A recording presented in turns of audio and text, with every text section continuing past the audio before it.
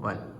Hello guys, my name is Amok Panchagati and I'm going to teach you guys about sampling theorem.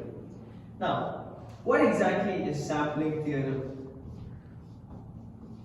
You might ask yourself, is it a thing from signals and systems or in communication theory? Yeah, you're right, because it is from communication theory as well as signals and systems.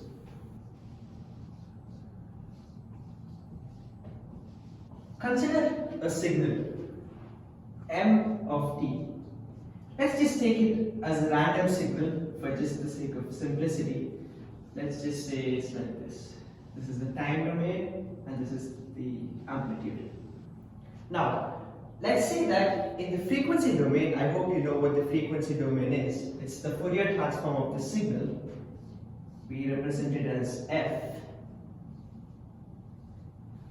Let's just say, I understand it's not going to be the same, but for simplicity again, let us take a triangle to be the Fourier transform of the signal and it's band limited. Let's just say that it's omega m. So omega m, and on the negative axis is minus omega m. Now you might ask yourself, wait, sampling theorem has it started? Now we get into it. So what exactly is sampling theorem? Intuitionally, it's like taking the points after repeated intervals of time. So our goal is to sample the signal. What does that mean? So let's take another signal, c of t. This is basically a train of delta functions. And I hope you know what a delta function is. So these are delta functions spaced at an interval of ts between each other. So ts, my 2ts, minus 2ts and 0ts and so on. And we multiply this train of deltas to this in order to sample this signal. Now, so what do we get? It's just going to be m of t times c of t. And what do we do right now? To continue this, we need to analyze it in the Fourier domain because it's simpler to do it in that domain to analyze how this thing works. And before I talk about that, let me talk about the Fourier domain of c of t.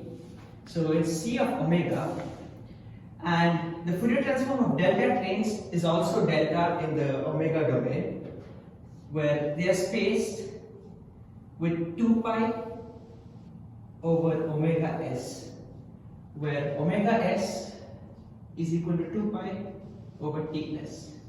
So these are spaced 2 pi over omega s between each other, and as an equation we write it as delta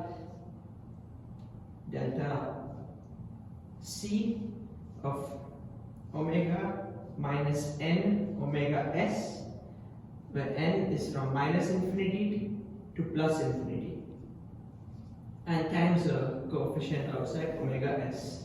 Now, we have a general idea of how they all look like. Now, in the Fourier domain, this is going to be, the multiplication is going to be the convolution. So, m of t convolved with c of omega.